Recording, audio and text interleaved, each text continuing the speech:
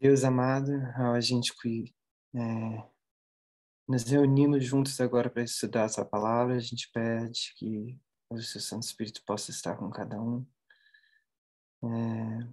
para que a gente possa ter a compreensão correta das coisas e que também possa nos tocar em relação àquilo que nós precisamos mudar em nós. Que o Senhor trabalhe no nosso coração, através do seu Evangelho, e a gente agradece por ele. Em nome de Cristo Jesus. Amém. Uma das coisas que eu gostaria de estar compartilhando, e estou aberto à participação de todo mundo que quiser, mais uma vez, é a gente visualizar um pouco sobre como que os eventos que nós estamos vivendo são mais complexos do que a gente pode imaginar. E como que isso reflete, como que isso impacta na nossa experiência, como nós devemos reagir, como nós devemos ficar atentos em relação a isso, né? Eu queria começar falando a respeito para a gente refletir um pouco sobre essa mudança que o movimento teve de um tempo para cá. Eu acho que se a gente pudesse colocar, Carla, o que você acha? Onde que você colocaria nesse gráfico da esquerda para a direita? Isso é um gráfico político, esquerda-direita, né? Temos a extrema esquerda nesse lado aqui, temos a extrema direita nesse lado aqui. Onde você colocaria esse movimento que a gente participa ali antes de 2018, mais ou menos? Onde você colocaria a gente nesse gráfico? Direita. Na extrema direita, mais por meio, aqui, onde você colocaria? Eu não conheci o movimento antes disso, mas eu imagino que seria extrema direita. Extrema direita. Então você colocaria, eu vou colocar aqui um tracinho. Então você colocaria ele mais ou menos aqui, não é isso? Sim. Você consegue me dar duas características por que você acha que ele seria bem de extrema direita? Pelo menos uma. Pode ser uma só. O conservadorismo. Conservadorismo, né? Em relação ao quê, mais ou menos? Em relação à própria política. A política, né? E também aspectos religiosos, morais. Aspectos religiosos morais em relação a isso. Beleza, obrigado. Gente, alguém mais gostaria de concordar ou discordar com a Carla, adicionar alguma coisa? Eu acho que a Carla está certíssima, mas para minha vida, que nasci na igreja, para mim, sexismo sempre teve. Mulher sempre não valeu. Mulher não valia muito, não, né? E agora, tanto que quem queria se emancipar era sempre rejeitada, entendeu? Sim. Então, essa é a minha experiência, sexismo, principalmente. E isso é uma característica mais da direita, né? Ah, sim, completamente conservador, extremo. Mulher tem que ser submissa, mulher não pode isso, mulher não pode aquilo. Exato. Insuportável, entendeu? E a gente teve que passar por isso. Obrigado, Alexa. Mais alguém? Então a gente botou aqui, você falou um pouco sobre sexismo em relação ao posicionamento político que o movimento tinha. Também, Daniel, as razões porque ele está na direita, eles é típico da moralidade, tudo sobre a Bíblia, as values, traditional values. Exatamente, tradições, valores tradicionais, né? Exatamente. E também tinha a explanação da Islã, da profética sobre Islã e economia também. Então, tudo isso, essas coisas, contribuiu. A visão que a gente tinha do islamismo tinha um caráter bem, de certa forma, xenofóbico, né, na forma como abordava isso. Então, realmente são características da direita. O que eu quero que a gente veja é que a gente fez uma mudança, né? A gente saiu desse espectro daqui e hoje a gente colocaria isso daqui mais para o lado de cá, né? Eu só iria um pouco discordar de que a gente estava na extrema-direita, talvez porque eu não coloquei esses parâmetros, mas eu coloco a extrema-direita muito como né, um ditatorismo, né, assim como o fascismo é o ditatorismo da direita, a gente tem ali, dependendo do comunismo que for, pode ter ditadura na esquerda também. Então, acho que essa seria a máxima da extrema, né, até hoje que tem na história, pelo menos, do que seria o máximo da direita e o máximo da esquerda. Eu acho que a gente estaria um pouco mais aqui, não tanto no extremo, mas, sem dúvida, bem lá perto, né? E o que a gente viu depois da mensagem do Clamor da Meia-Noite, que é a mensagem que, de acordo com a profecia, ilumina até a segunda vinda de Cristo, onde Jesus está lá, fez essa mudança. E eu ficava me perguntando bem assim, como que a gente passou por essa mudança? Como que a gente fez essa transição? Eu lembro de estar na escola em 2019 e estava eu, o Wesley, a Paula, e a gente fazia piada na escola em relação a coisas do feminismo. Eu estou falando de janeiro de 2019. A gente sentado numa mesa de almoço e a gente fazia gracinha em relação a, tipo assim, gente, essas feministas estão, enfim, indo além do limite, né? Olha só, era uma época que começou a crescer muito aquela questão do man-explaining e do man's interrupting. E eu lembro dessa interação na escola em janeiro de 2019. De qualquer coisa que fazia, as pessoas até brincavam. A Maeli estava lá também, a gente brincava, olha, você está man's interrupting. Você está interrompendo. E a gente fazia chacota dessas coisas que o feminismo trazia, como se fosse assim, gente, essas feministas não sabem o que estão fazendo. Olha só que coisa absurda. A gente fazia chacota disso. Não só disso, como de tantos outros fatores da esquerda. E eu lembro que naquele mesmo trimestre na escola, a gente começou a mudar. E de um tempo para cá eu comecei a me perguntar bem assim, gente, como que foi essa mudança? Né? Como que a gente mudou? Porque eu lembro que naquele mesmo trimestre a gente estava bem assim, gente, esse negócio que a gente estava fazendo chacota há pouco tempo atrás é sério. Isso é realidade. A gente tem que dar... Tipo, a gente tem que perceber que isso daí, eu acho que eles estão certos. Então, assim, essa transição que aconteceu foi algo que acabou pegando muita gente de surpresa que não acompanhou todo esse processo. E é um assunto que eu ainda quero vir a compartilhar mais para frente a respeito de a gente traçar ponto por ponto como que a gente fez essa transição.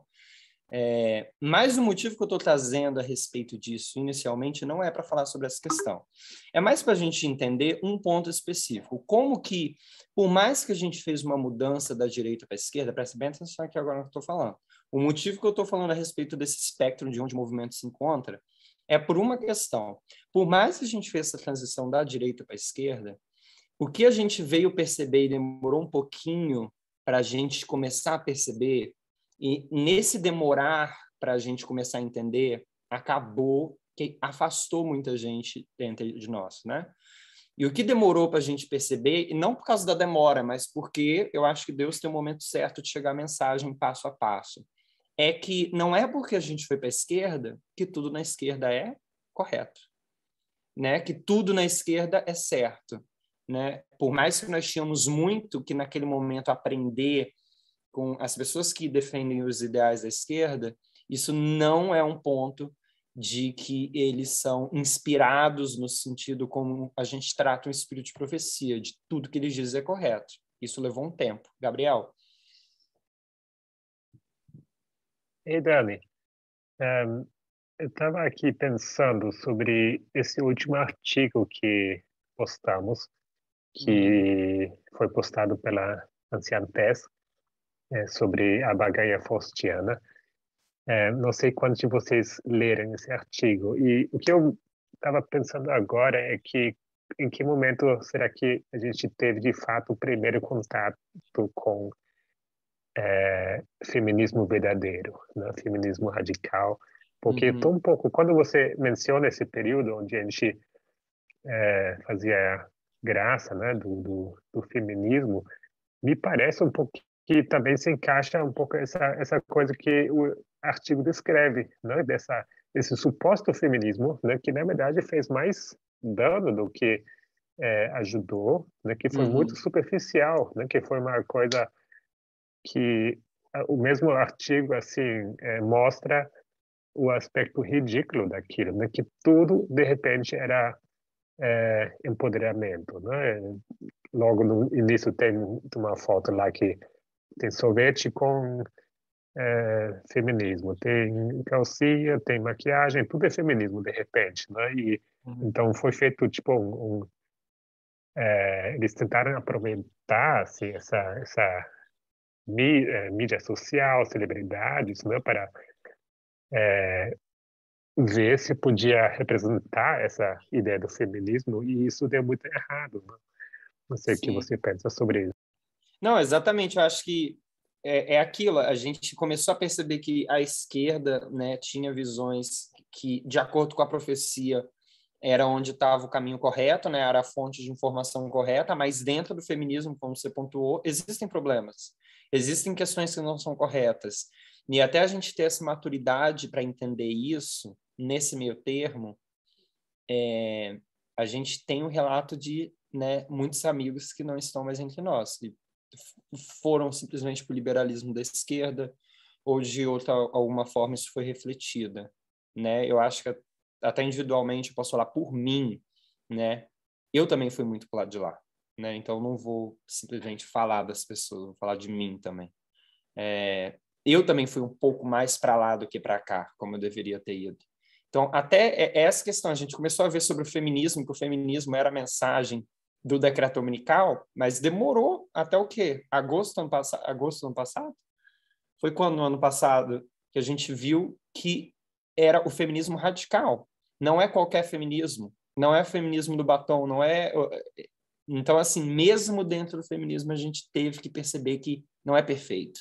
A gente precisa ver com mais maturidade, né? Então, assim, eu acho que não foi maio, eu não acho que foi outubro, não?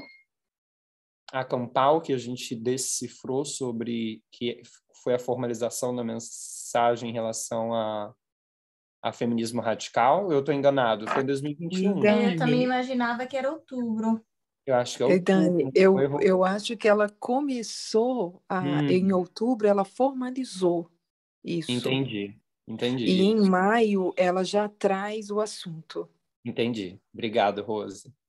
Nada.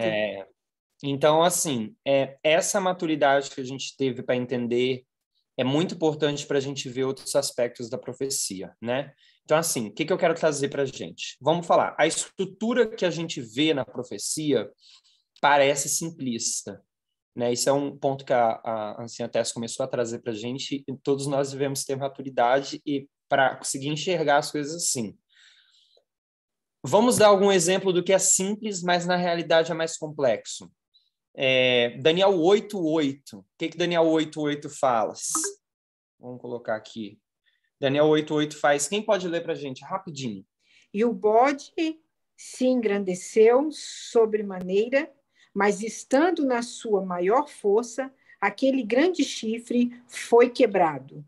E no seu lugar subiram outros 4, também notáveis, para os 4 ventos do céu. Qual ano que foi que o bode caiu, que Alexandre o Grande morreu? 321 a.C.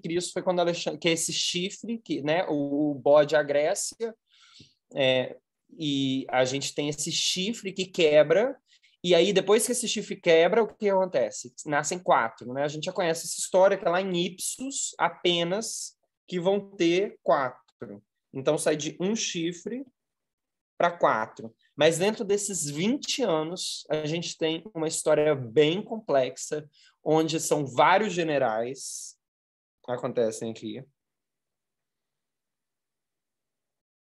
Temos 4 guerras dos diádocos aqui que a gente sabe, generais. Depois tem 5 generais. E depois, na guerra de 301, que é a Batalha de Ipsum, nós temos, então, o que a profecia diz que seriam 4 chifres. Nós estamos vivendo aqui num período, eu tenho 26 anos de idade. São 20 anos que se passaram aqui. Se eu estivesse vivendo nesse período e eu visse a profecia que diz que depois de um chifre morrer vai surgir 4, imagina se eu estou vivendo no ano 321 e eu estou esperando, vai subir 4 generais aqui. Então, a profecia parece que é simples, mas demorou 20 anos nessa história para a gente ver esse cumprimento acontecendo. Então, a simplicidade do texto bíblico, no sentido de ser uma parábola simples, não quer dizer que a história vai ser simples. A gente precisa... Se você vê, quando até faço os estudos das guerras dos diádocos, esses 4 generais nem eram os mais fortes. A gente sabe, quando a gente estuda essa história grega, que tem generais que são muito mais importantes em quesito de história do que esses 4 aqui, entendeu? E esses 4 são simplesmente ignorados e passados por cima. É como se a gente passasse em 1989 e a gente falasse bem assim, 11 de setembro não é muito importante, vamos ignorar esse marco e vamos ir para o próximo marco. É isso que a profecia fez. Ela quis pular em parte da história, mas é o que ela estava pontuando. O que a gente está vendo com isso? Por mais que a profecia pareça simplista, a história não é exatamente isso. Até dou outro exemplo que é muito interessante, das trombetas. Como que a gente vê as trombetas na profecia? Nós temos a primeira trombeta, logo em seguida nós temos a segunda trombeta, em seguida vem e toca a terceira trombeta, logo depois vem a quarta trombeta. Se a gente for fazer uma timeline de como isso acontece na história da Terra, a gente vê que é um pouco diferente do que simplesmente diz na profecia. Então, a gente vê que aqui tem a primeira trombeta, esse período de tempo. Depois nós temos um período um pouquinho maior aqui da trombeta, da segunda trombeta. E aí a terceira trombeta, ela fica aqui embaixo. Indo de forma corriqueira junto com a segunda trombeta por um período. Imagina você tendo que provar isso para um ateu. Você acha que ele ia ficar feliz de ouvir um negócio desse? E aí nós temos a quarta trombeta, que vem depois de um período da história aqui. Então, assim, a profecia parece que é algo linear, parece que é simples. É isso que eu quero que a gente veja. Mas a história é mais complexa. Vou dar outro exemplo que eu estava pensando aqui hoje, né? Jesus falou bem assim como Jonas ficou 3 dias na barriga da baleia, e eu vou passar onde que ele falou? Que ele vai passar, né, na terra. 3 dias. Gente, Jesus não ficou nem 48 horas na tumba. Foi na tarde de sexta-feira, aí bota tarde de sábado. Na manhã de domingo ele estava ressuscitando. Não é nem 48 horas o negócio. E assim, a profecia diz que é 3 dias que ele ia ficar lá. Entendeu? Então, assim, o linguajar que a gente vê profético, a simplicidade dele é real, é correto. Jesus passou por 3 dias durante a crucifixão, durante o período que ele ficou morto, né? Mas a gente entender como que aquilo acontece na história é mais complexo. Por que é importante a gente entender isso? Vamos seguir em frente. Eu só quero dar mais alguns exemplos. Deixa eu dar esse exemplo aqui que eu acho que é interessante. A gente sabe, quando a gente estuda os reinos da profecia bíblica, perdão, vou fazer aqui a minha besta. A besta é muito bonitinha. 1, 2, 3, 4, 5, 6, 7. Então, a gente tem aqui uma besta com 7 cabeças. Qual é a quarta cabeça? Alguém me fala qual é a quarta cabeça? Roma. Roma, obrigado. Roma.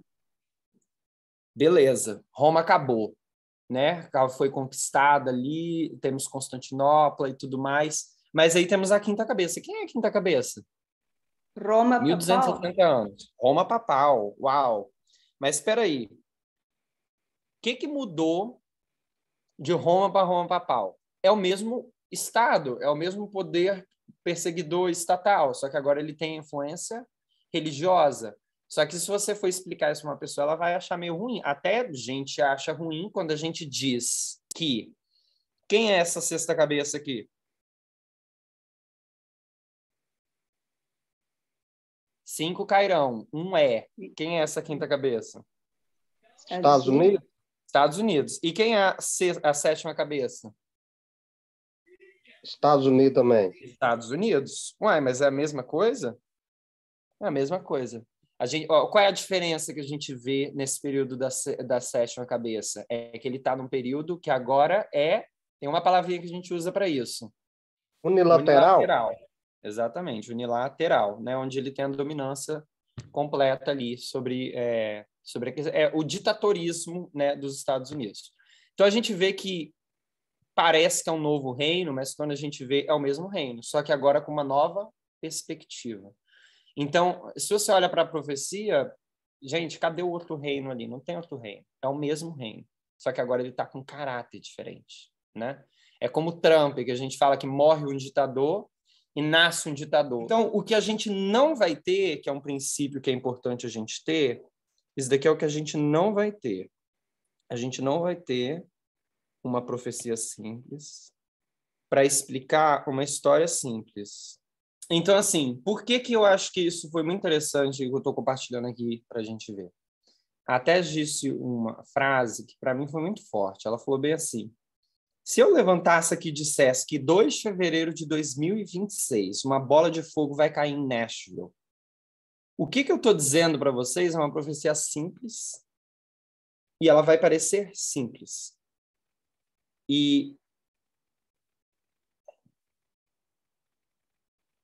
não é assim que funciona.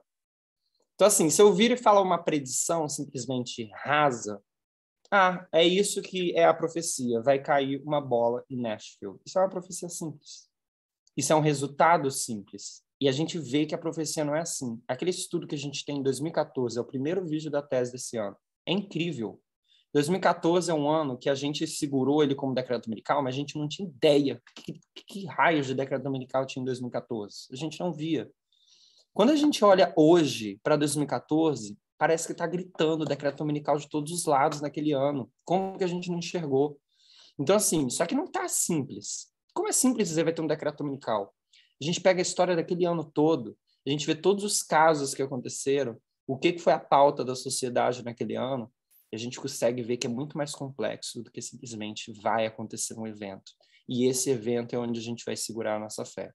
Até porque, se cai uma bola em Nashville no dia que você faz uma predição, onde que está a nossa fé? A nossa fé está no entendimento da profecia ou está em um evento externo que aconteceu, né?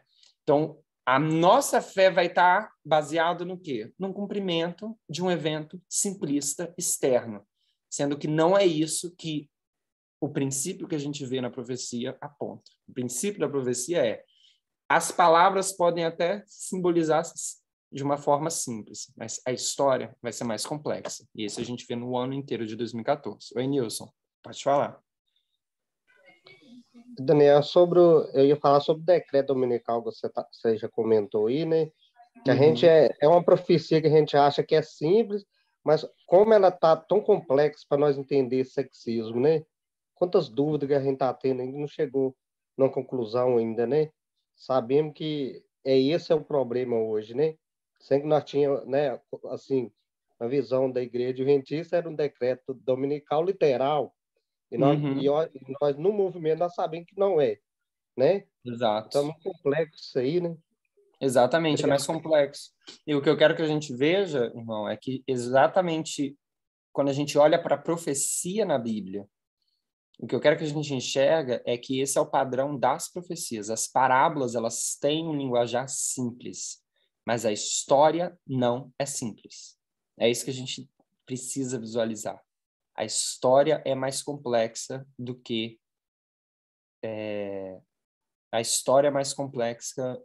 simplesmente as palavras da parábola que estão ali explicadas. Vamos abrir em Lucas 1, 69 a 71. Alguém pode abrir para a gente, por favor? E ler Lucas 1, do verso 69 ao 71. Olha só o problema que é falar palavras simples.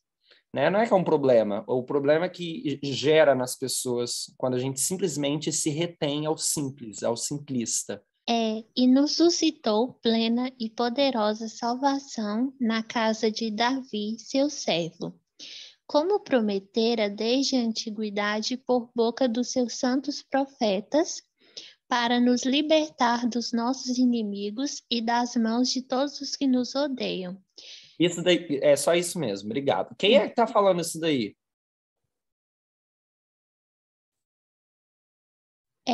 Zacarias. E Zacarias está falando, e ele está falando a respeito de quem?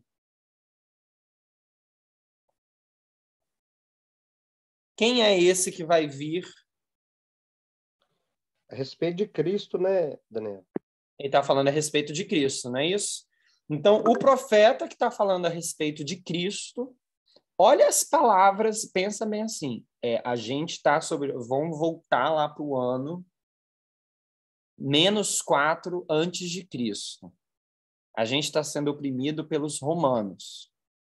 E a gente, de alguma forma, viu na profecia, não sei como, sabemos como, né?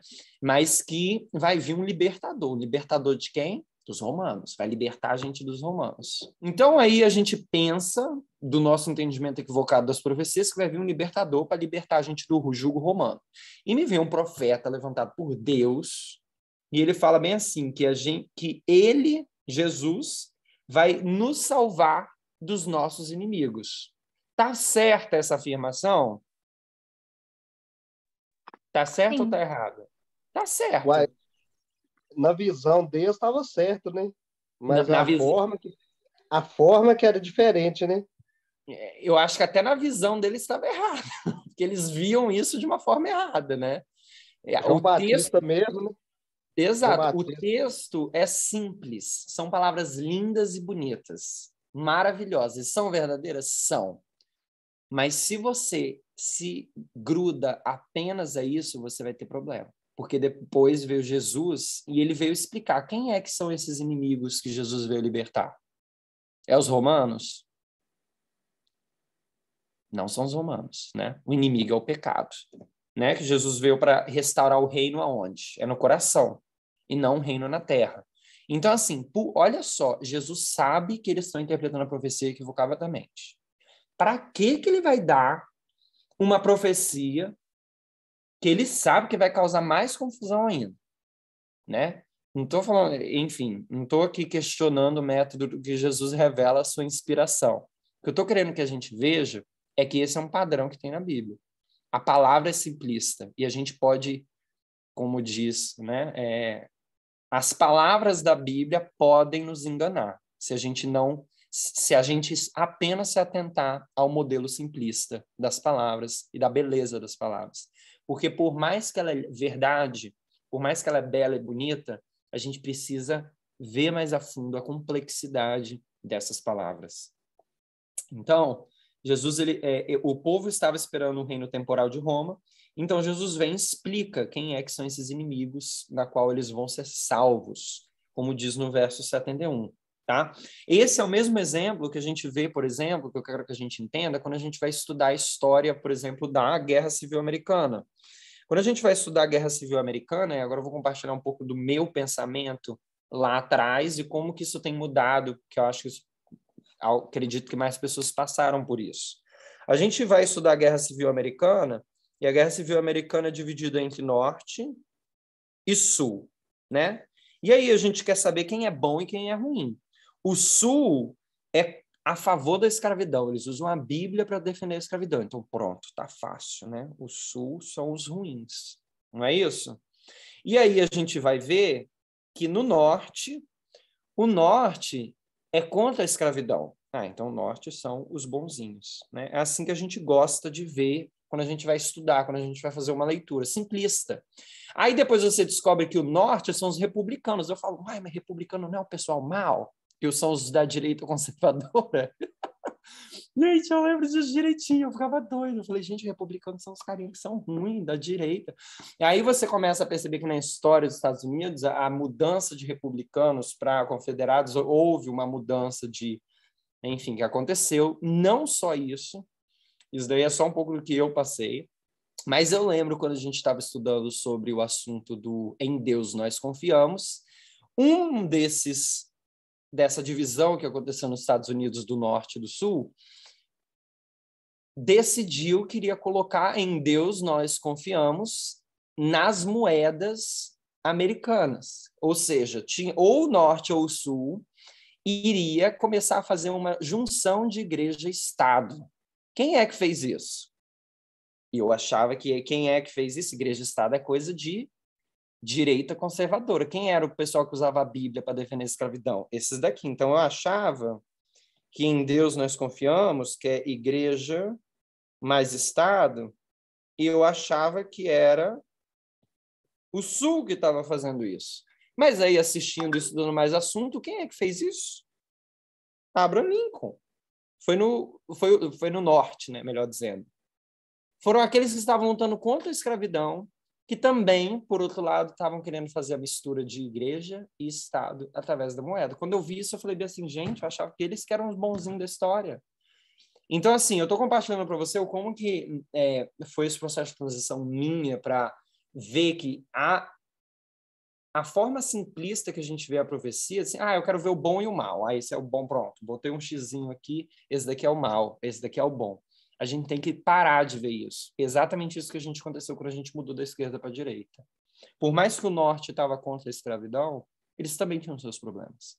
Quando Ellen White fala a respeito de Martin Luther King, sobre Lutero, desculpa, ela fala como que ele foi usado por Deus, mas ela não deixa de destacar o quê?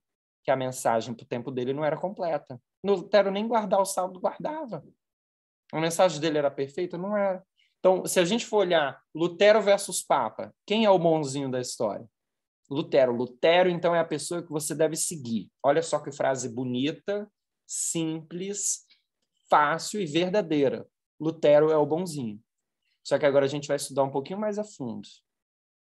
Lutero está 100% certo naquilo que ele defende? Não. Então, a gente vê que quando a gente aprofunda mais, quando a gente vai do simples para o complexo, existem mais vertentes que a gente precisa cavar. É como se fosse assim, o simples é uma caixa grande. Entendeu? Mas depois você entra no simples, você vê que tem subcaixas que a gente tem que analisar. Peraí, tem coisa que tem certa, tem coisa que está errada. Entendeu? Eu acho que essa é uma forma interessante da gente visualizar, que é completamente necessário da gente entender isso. Eu tenho mais alguns minutos. Se a gente simplesmente manter o que é simples, a gente vai poder acabar torcendo isso e a gente vai ficar nessa forma gloriosa de que Abraham Lincoln é o cara, mas de que a esquerda é o lugar correto que a gente deveria ir. E isso vai nos proibir de ver toda a imagem que a gente precisa enxergar a respeito disso. Então, se a gente simplesmente mantém de uma forma simplista, a esquerda é boa, a direita é ruim. Isso vai prevenir a gente de ver mais coisas que a gente precisa enxergar nessa imagem complexa. Então, assim, profecia simples é igual a história simples, e isso está errado, né? A ideia é... Eu esqueci como que eu ilustro isso daqui, vou botar um tracinho aqui. Então, a profecia é simples, mas a história é mais complexa. Agora, o que eu queria que a gente visse a respeito disso é a respeito de Daniel 11, no verso 41. Alguém pode abrir para a gente ler Daniel 11, verso 41? E entrará na terra gloriosa, e muitos países cairão, mas da sua mão escaparão estes, Edom e Moabe, e os chefes dos filhos de Amon. Legal. Rose, quando que é esse verso? Esse verso... Muitos cairão. Melhor, eu vou fazer uma pergunta melhor. Não quando, mas quem são esses muitos que cairão? Seremos nós do movimento. Por que é nós do movimento? Para cair, a pessoa tem que estar como? Tem que estar de pé. Em pé. E quem é que está em pé? Somos nós do movimento. Exato. Então, assim, entrará na Terra Gloriosa, a gente entende que é o Rei do Norte, né? Quando é promulgada aí a lei dominical, ou seja, o que a gente entende como o marco da lei dominical, quer dizer que é a sua ideologia, os seus princípios do papado vão ser reforçados nas leis na Terra Gloriosa, que a gente entende como sendo os Estados Unidos da América. Quando isso acontece, tem um grupo que está em pé. O grupo que está em pé é o grupo que tem a verdade presente. Então, para você cair, você tem que estar em pé. Quem está em pé aqui não é o mundo. Quem está em pé aqui são as pessoas que têm a verdade, né? Então, quem está em pé cai. Então, essa parte desse verso está descrevendo um grupo de pessoas que cai. E o grupo de pessoas que cai, para cair, você tem que estar em pé, somos nós, o movimento. E é um pouco assustador a gente pensar que no movimento já não tem muito, né? Isso é algo, quando a Tess estava pregando a respeito disso, deixa a gente em choque, assim, né? Quando a gente para pensar sobre isso. Por que eu trago a respeito disso? Por que esse verso é importante nesse assunto que a gente está vendo a respeito da simplicidade das profecias versus a complexidade da história? A gente pode encontrar muito conforto em pensar que vai ser simples quando a gente vê que é uma questão de sábado ou domingo, né? E se a gente simplesmente vê isso dessa forma simplista, como que a gente vai agir? Uma vez que a gente vê uma lei passando no Congresso, a gente vai fazer o quê? A gente vai guardar o sábado, né? E dessa forma a gente vai ser salvo. Esse é o problema da simplicidade, esse é um dos problemas da simplicidade da profecia. O que os adventistas no mundo inteiro hoje esperam é o Congresso passar uma lei. Enquanto isso, falando de sábado e domingo, o que os adventistas hoje no mundo esperam é uma lei simplista, falando a respeito de uma profecia simplista. E quando eles virem isso, aí eles vão começar a agir. E hoje a gente olha para 2014 e a gente vê o projeto lá daquela loja Hobby Lobby. E a gente vê leis como aquelas falando, dando liberdade para que empresas, corporações tivessem posicionamento religioso. A gente vê coisas que aconteceram naquele ano, na política, no âmbito judiciário, no âmbito legislativo, e a gente não abre o olho para isso. Por que a gente não abre o olho para isso? Porque a gente está esperando uma lei simplista, de uma profecia simplista, falando de sábado e domingo no Congresso. E quando a gente espera isso, a gente não vai conseguir enxergar os eventos que estão passando diante dos nossos olhos. Se a gente tem que estar ancorado nas parábolas e na mensagem. As pessoas não vão ter eventos externos como bolas de fogo para segurar a sua fé, como bolas de fogo caindo do céu em Nashville. O decreto dominical vai ser complexo e muitas pessoas vão deixar porque não vão perceber. Porque é uma profecia que, nas suas palavras, parecem simples, mas a história é muito complexa. Oi, Carla. Oi, Dani. Assim, ó, é muito bom isso que você está falando, muito importante. Então, o que tu poderia dar como conselho para a gente quando vem uma mensagem nova, né, quentinha, e que às vezes a gente acaba tomando aquilo de uma maneira que lá na frente a gente pode cair, porque a gente acaba tomando com ímpeto tal, e olhando só para aquilo naquele momento, e depois a gente percebe que vai se lapidando, não é exatamente, né, como a gente pensava. O que você poderia aconselhar para as pessoas para que elas evitem de acontecer o que aconteceu com muitas, né, que a gente sabe? Eu acho que, não sei assim, se a única coisa que passa pela minha cabeça é a experiência que a gente viveu, né? Às vezes a gente não tem uma resposta logo de imediato. E a resposta que a gente não tem de imediato vem logo em seguida, se a gente tem um pouquinho de paciência para aguardar.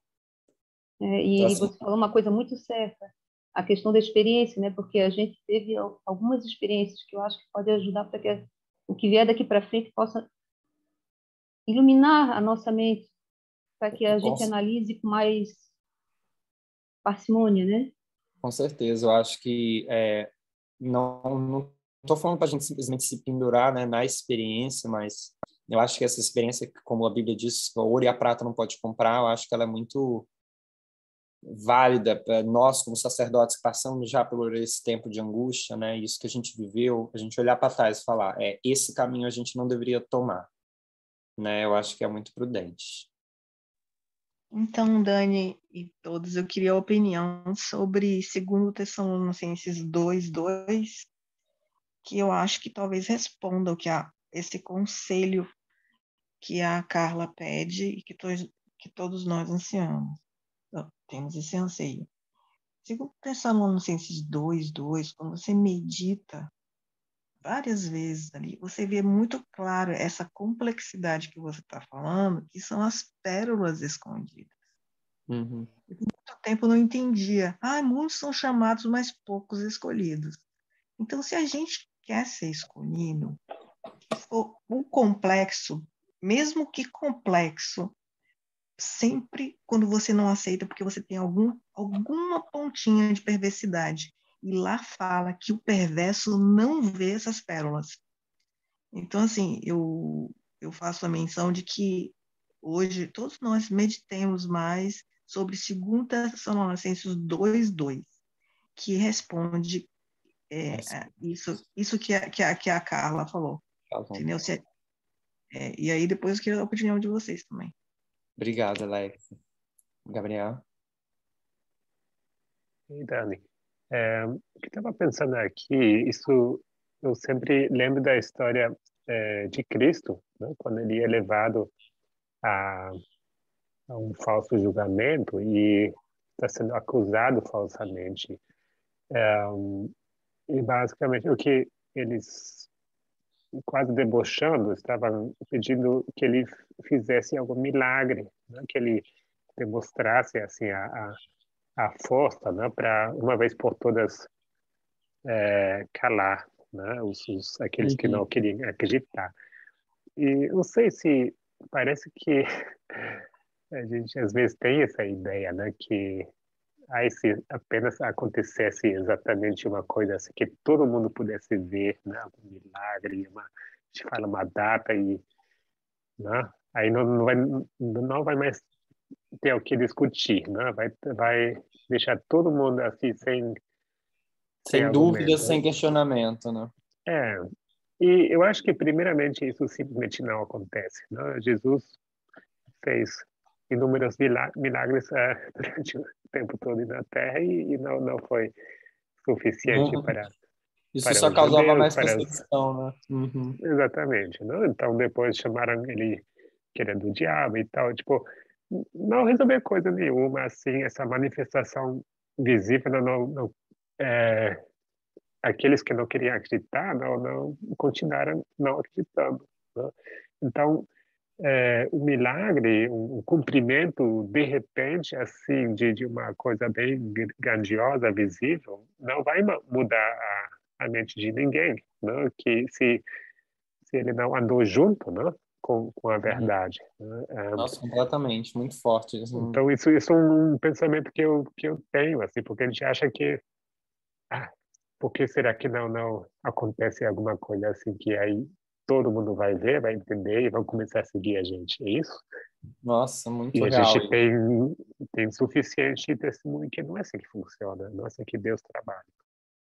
Nossa, muito bom, muito obrigado. Eu acho que é muito pertinente isso, exatamente isso. A gente ficar pedindo milagre para querer acreditar em Cristo, né? Como se é aquilo. Deus nunca prometeu que ele não ia deixar dúvidas, que não ia ter ganchos para você pendurar a sua dúvida. Ela te fala bem diretamente sobre isso. Obrigado. Só queria trazer mais um ponto antes da gente fechar, que o meu tempo está acabando, a respeito do padrão que a gente vê, porque eu quero responder uma pergunta. Quando que é que muitos caem? Que é o título dessa palestra, Muitos Cairão. E eu acho que isso daqui é muito importante a gente conseguir visualizar, a gente ver a seriedade disso. Quando a gente estuda aquele padrão, sabe esse padrão aqui de Boston, Concord e Exeter? Esse padrão aqui, a gente tem algumas características nele, né? Aqui a gente tem uma mensagem que é descelada, né? A gente tem um livro que é aberto. Vamos colocar aqui, a mensagem é aberta para o entendimento. Então, a gente tem um aumento de conhecimento, não é isso? O aumento de conhecimento em relação àquilo. Lembra de 1798, a Miller começa a entender sobre a mensagem, um aumento de conhecimento. A gente tem a formalização que acontece dessa mensagem. E depois a gente tem a porta fechada, né? Boston, Concord, Exeter é o termo que a gente usa para isso, né? Com a mensagem que ali em Boston foi descelada, a gente tem um aumento de conhecimento na campal de Concord, em Exeter é formalizado ali no dia 15 de agosto, que Jesus vai voltar em 22 de outubro de 1844. Então, a gente tem esse processo e a gente vê que esse padrão ele se repete dentro de todas as dispensações. Ele acontece aqui, ó, estão vendo? Depois ele se acontece novamente aqui, só que aqui, né? Depois ele acontece novamente aqui. E esse padrão se acontece novamente aqui. Tanto que, dentro desse período do fechamento da Porta da Graça até a segunda vinda, a porta se fecha, a gente tem o quê? O decreto de morte, que a gente entende que é esse marco aqui, que todos entram em concórdia para querer matar o povo de Deus, e a gente ouve o dia e a hora, assim como em Exeter, eles ouviram o dia e a hora de 22 de outubro de 1944. É esse marco aqui que a gente ouve o dia e a hora lá na sétima praga, né? Então, a gente tem esses dois marcos que acontecem dentro de cada dispensação. Quais são os dois marcos que acontecem antes, entre 11 de setembro e decreto dominical? Nós entendemos hoje que é o marco de Ráfia e Pânium, que foi 2019 e 2021. Tá? Esses são os dois marcos que representam aqui, ó, Concord e Exeter. Eu acho que todo mundo está conseguindo visualizar, né? A gente tem aqui esse marco, ó, Boston seria 11 de setembro, a gente tem Concord, que seria o aumento de conhecimento em relação ao decreto dominical, que foi a Campal de 2019, que a gente entendeu sobre igualdade de gênero, que, né, a linha da restauração, que, enfim, ordenações de mulheres, então a gente entendeu sobre o feminismo, igualdade de gênero. Em 2021, foi a formalização da mensagem do decreto dominical. A gente não sabe que aqui em Exeter foi a formalização de quando ia ser o fechamento da porta, do que seria ali a vinda de Cristo, em 22 de outubro de 1844. Então, a gente sabe que essa formalização que a gente entendeu é a respeito do decreto dominical. Aqui a gente entendeu que era sobre o feminismo. Aqui a gente entendeu que era sobre o feminismo radical, dentro dos 3 feminismos que a gente estudou. É o radical, que é o que representa corretamente a profecia bíblica sobre igualdade de gênero, sem nenhuma cultura incluída, simplesmente para promover a igualdade de gênero como deve ser feito. Por que eu estou querendo fazer isso tudo? Porque quando a gente estuda a respeito desse ponto, quando que é o teste? O teste começa quando Miller acaba de conhecer a mensagem, lá em 1798. O teste acontece quando ele começa a estudar a profecia, ou quando aquilo é formalizado, ou quando a porta se fecha. Quando que é o teste que ele entra em vigor para o povo? Isso daqui é algo que a gente já viu há um tempo atrás, que o teste não necessariamente começa quando a porta se fecha. Não é em 22 de outubro que o teste começa. O teste não começa no ponto final. Mas o teste começa onde? Na formalização da mensagem. Ele começa aqui. É aqui que o povo já é testado a respeito disso. E a gente tem isso escrito na história desse movimento, na experiência que a gente viveu. Quando a gente vai para esse padrão aqui, vou trazer para cá só para a gente não causar confusão. Quando a gente vai para esse padrão aqui, eu vou colocar para a linha dos sacerdotes, para os marcos de 2014, 2016, 2018, 2019. Em 2018, quando a Tess apresentou lá no Arkansas a mensagem, não teve nenhum problema. O Jeff veio para o Brasil pregar tudo que a Tess tinha falado, só alguns pontos que não, né? Qual foi o ponto que ele não gostou a respeito disso? Foi a respeito da duas fontes de informação, né? Então, a gente vê que ali já estava sendo testado em 2018 a respeito nesse ponto das duas fontes de informação. Em 2016, quando ela apresentou sobre Atos 27 na escola, não teve simplesmente nenhuma oposição em relação àquilo. Quando a gente traz isso para outra dispensação, vou colocar bem aqui, 2009, o aumento de conhecimento foi 2001, 2009, 2012 e 2014, que é uma dispensação para trás dos sacerdotes, Quando se estudou os 2.520 aqui em 2019, não teve problema no movimento por causa disso daqui. O problema começou quando foi pregado o tempo. Foi justamente, né, o Jeff e outras pessoas também não aceitaram essa mensagem que estava sendo colocada ali. Outra dispensação um pouquinho mais para frente, a dispensação do tempo de angústia que a gente passou. A gente tem 2019, que é o tempo de angústia, quando a gente começou a entender sobre igualdade de gênero.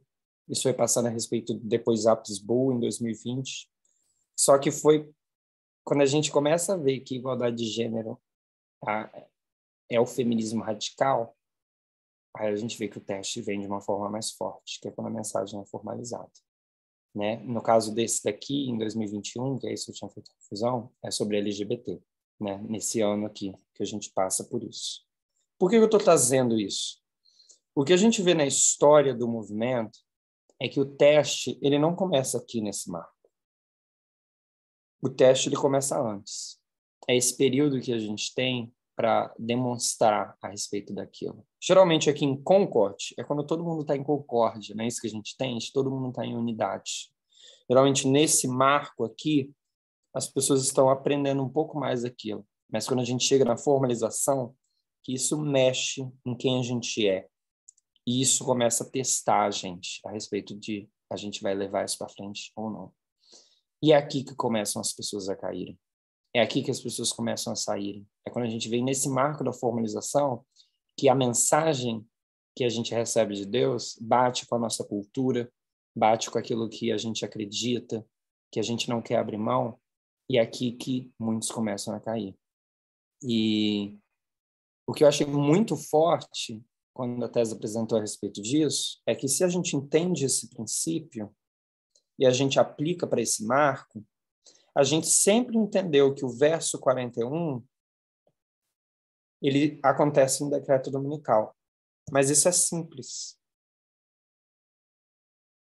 Quando a gente começa a ver mais fundo, de uma forma mais complexa, e a gente entende esse padrão, e a gente sabe que aqui é o aumento de conhecimento, e aqui é a formalização, Carla, onde que a gente começa a cair? Onde que o verso diz que muitos começam a cair? Na formalização. Na formalização. Então, é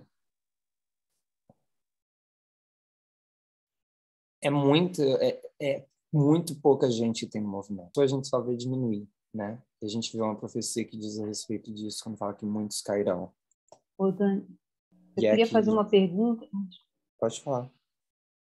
Mas se essa pergunta não for pertinente, porque ela tem também um toque emocional e tu vai saber por quê, aí depois eu edito e tiro tudo isso aqui, tá? Mas eu queria te fazer uma pergunta. Pode falar. Alguém pode ter não passado no teste em 2018 em relação ao entendimento de duas fontes de informação, porque essas pessoas acreditavam que nem tudo na CNN, na Time, era bom, e por causa disso eles caíram. Eles ainda podem passar? Eu acho que eu não sou assim uma pessoa para dizer se uma pessoa pode passar ou não, né? Mas o que eu vejo é que para a gente ter o entendimento que a gente tem hoje do feminismo radical, por exemplo, a gente precisa ter aquele entendimento lá atrás. Então, o que eu acho que a porta da graça está aberta. Eu vejo que é muito difícil uma pessoa que não passou daquele degrau querer chegar num degrau de entendimento que estamos hoje. Então, não é uma questão de a pessoa pode ou não pode. É uma questão de se ela tiver aberta o coração para receber e ver passo a passo, porque a pessoa não pode ter o entendimento hoje que nós temos, né? Mas talvez agora seja mais fácil, né? Eu só acho que nesse quesito. não sei se é mais fácil ou mais difícil necessariamente, mas o ponto é, ela não vai conseguir chegar hoje no entendimento sem ela passar daquele degrau lá, né, que a gente chama de testes, eu estou chamando de degrau, né? Ela não consegue dar o passo, chegar no segundo andar sem ela passar no primeiro, porque ela é como se fosse uma necessidade. Eu preciso disso para conseguir entender algo lá na frente. Eu acho que é um processo, né, que a pessoa precisa passar. Eu acho que ela queimou etapa. Quer dizer isso, Danilo. A pessoa Oi? queima etapas. Rapidinho, É um Alex. processo de etapas. É um processo de etapas. Então, se ela queima uma etapa, não está preparada para avançar, né? Uhum. E esse tipo de entendimento seria uma queima de etapa? Aquele que eu falei? Como assim queima de etapa? Né?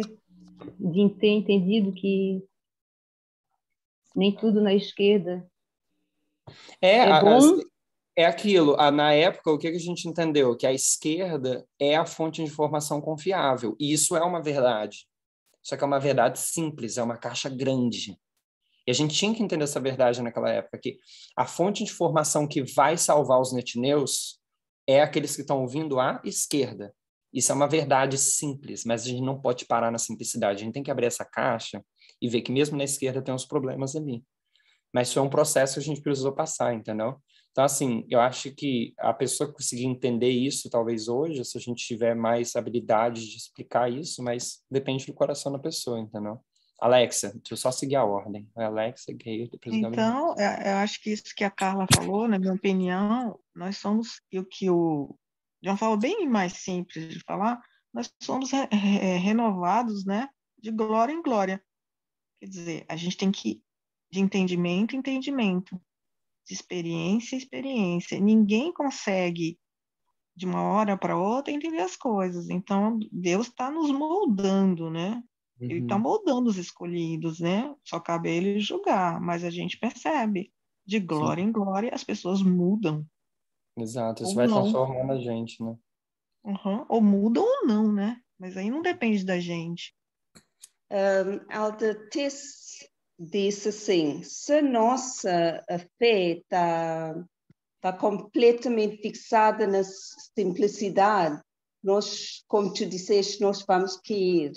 Por quê? Porque as coisas não vão ser como as pessoas acham.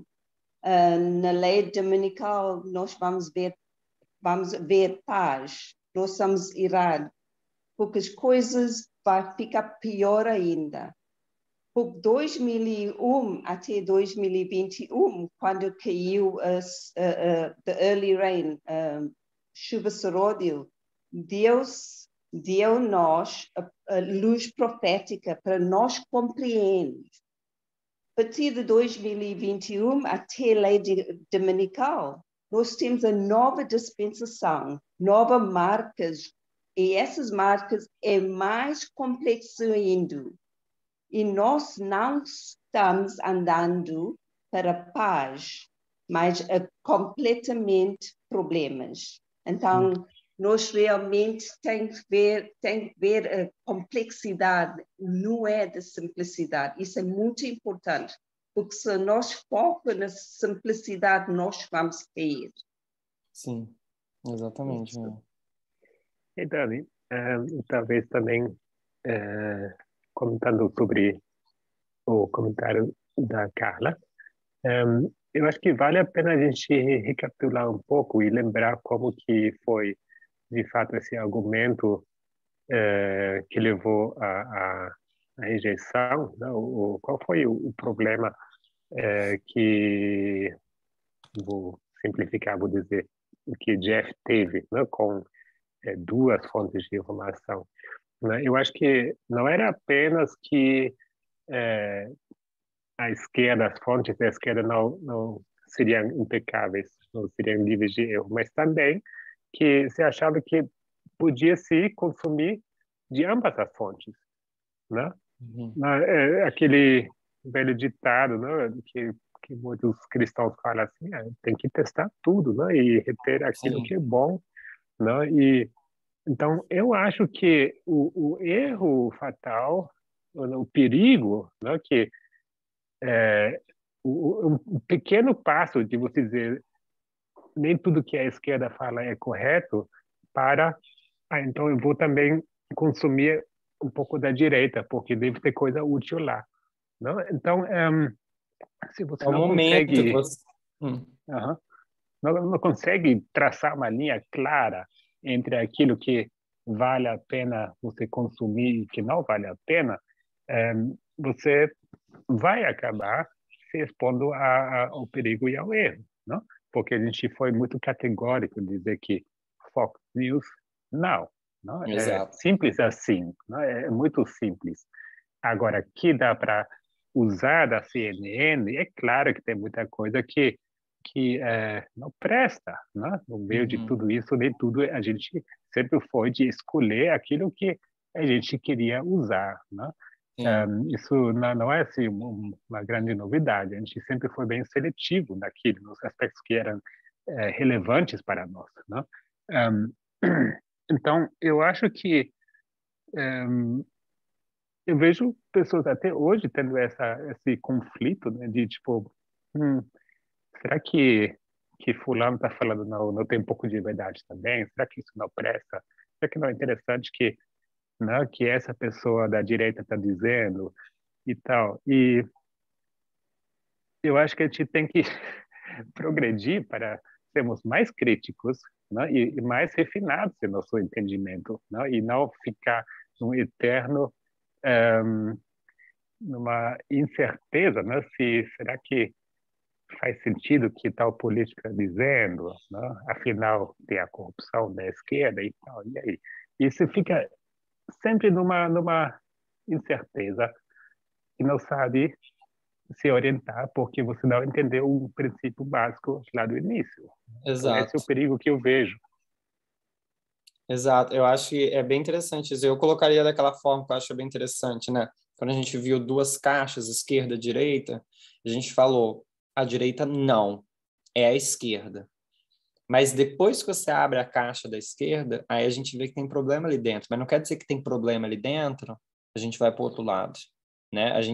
É aquilo que você falou, a gente viu a direita é a fonte de informação errada, é a fonte de informação que está levando as pessoas a receber a marca da besta.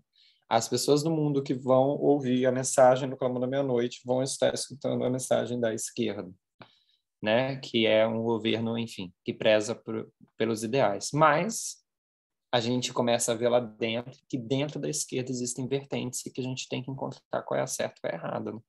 Então, acho que realmente, se você ficar nessa de nem a direita nem a esquerda é boa, se você começar isso, vai dar errado.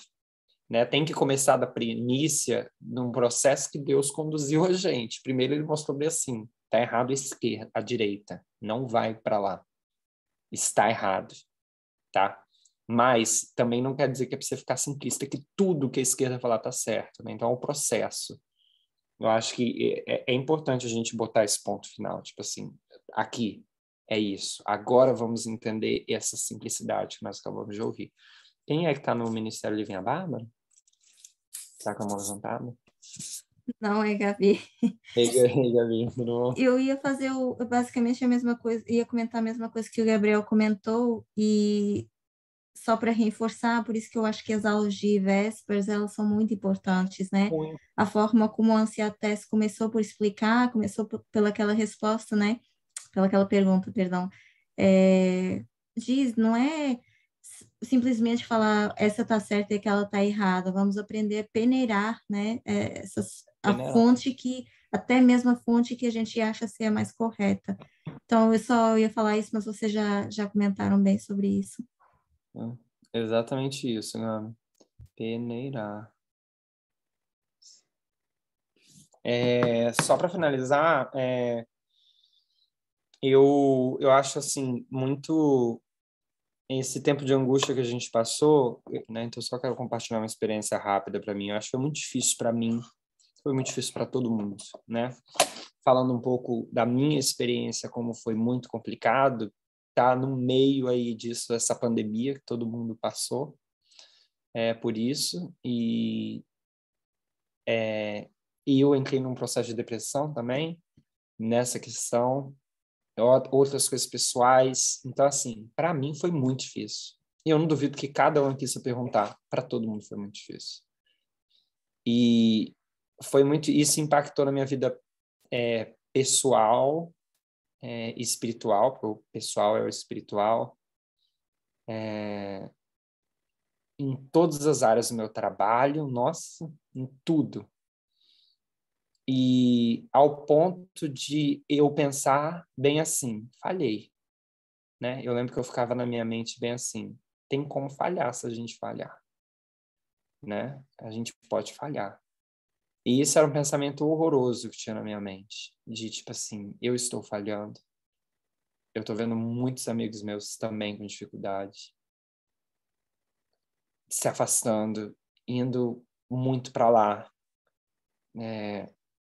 como eu estava indo. E a Tess me falou uma coisa que foi muito interessante, que não justifica o meu afastamento em relação às coisas, nem nada. Mas foi muito bom para mim entender aquilo. Esse tempo de angústia, toda essa angústia que a gente passou, ao ponto de até achar que a gente simplesmente tinha falhado e Jesus não ia voltar nessa geração mais, faz parte do processo do que é o tempo de angústia, né? E a gente conseguir visualizar que esse processo de dificuldade faz parte da experiência que a gente tinha que passar, para mim foi muito importante ver isso. E ao mesmo tempo, uma coisa não esqueci quando eu lembrei isso, para mim foi muito bom. Muitas das vezes quando a gente está afastado, a gente não sente vontade de fazer a vontade de Deus. E o motivo que a gente não tem a vontade de fazer a vontade de Deus é óbvio, só que a gente esquece. Porque o coração, ele é amigo de quem? O coração carnal, ele é amigo de Satanás, né? Mas quando a gente não... Mas o que cria inimizade entre a gente e Satanás? Só tem uma coisa, está lá em Gênesis 3:15, né? É o Evangelho. Então, o Evangelho é aquilo que coloca a inimizade entre o nosso coração carnal e entre a gente e Satanás, né? E se a gente não se expõe ao Evangelho, a gente não vai ter vontade de fazer a vontade de Deus por nós mesmos. Não tem como. Porque o milagre que Deus faz quando transforma o nosso coração é geralmente dar um coração onde os nossos anseios e as nossas vontades se inclinam a Ele, né? Isso é um milagre do coração renovado. As nossas emoções são voltadas para Deus, onde a gente ama fazer a vontade de Deus. Mas a gente não vai ter isso no coração carnal. Não vai. E eu falo isso porque é uma frase que eu ouvi repetidamente e para mim é muito forte. Eu só queria reforçar isso, porque a gente tem que se expor ao Evangelho. A gente não pode se privar de ouvir o Evangelho. E a gente tem o Evangelho. Não estou falando do Evangelho de Mateus, Marcos e Lucas. Estou falando do Evangelho que a gente sabe que é o clamor da meia-noite, que é a mensagem da última geração, do movimento que está preparando a Terra e todos para a vinda de Cristo nessa geração. E se a gente não se expõe a esse Evangelho, a gente não é transformado. Então é só um pedido de... Eu passei muito por essas dificuldades, eu tenho muitos amigos e muita gente próxima que também passa por essas dificuldades, está passando por essas dificuldades. E a única coisa que eu diria é: se exponha ao Evangelho, não deixe de se expor. Porque se o Evangelho não entra na nossa vida, não tem como nosso coração transformar só escutando a mídia da esquerda.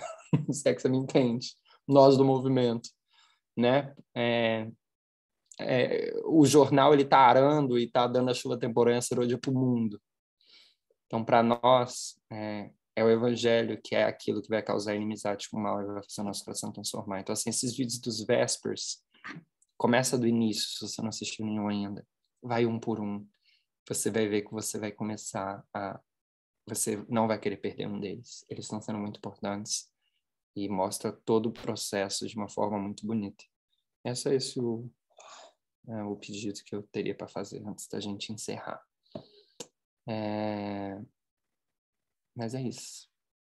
Vamos orar então? Deus amado, a gente passou por uma experiência que não tem dinheiro que consegue pagar. Uma experiência muito linda, muito maravilhosa, mas teve partes que foram bem difíceis também. E na vida espiritual, cada um individualmente, coisas que a gente olha e parece, como diz Ellen White, parece que a igreja ia cair, mas não caiu. A igreja está de pé e o Senhor a manteve. E a gente agradece por isso. A gente pede que o Senhor possa trabalhar no nosso coração, a gente se expor à tua verdade. E também que você possa tocar no coração de cada um que está afastado, está desanimado, que tomou uma surra nesse tempo de angústia e está sem forças para voltar. Que você possa trabalhar no coração de cada um para restaurar esse desejo de novamente arder, voltar ao primeiro amor e trabalhar por essa mensagem que a gente sabe que é o único meio de salvação na Terra para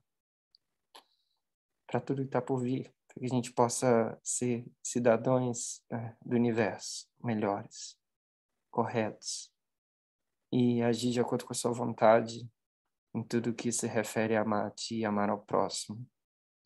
Você possa mudar o nosso coração, que a gente possa ter o coração aberto para receber essa mensagem, que tudo aquilo que for da terra cultural, que a gente aprenda a querer abrir mão, a sair, que isso possa sair do nosso coração para que a gente aprenda a cultura do céu apenas. Muito obrigado pela transformação e por criar esse processo, porque sem ele não sei como mudaria meu coração. Muito obrigado, a gente agradece pelo carinho, pelo cuidado, pela paciência, longanimidade que o Senhor tem misericórdia por nós, em nome de Cristo Jesus. Amém.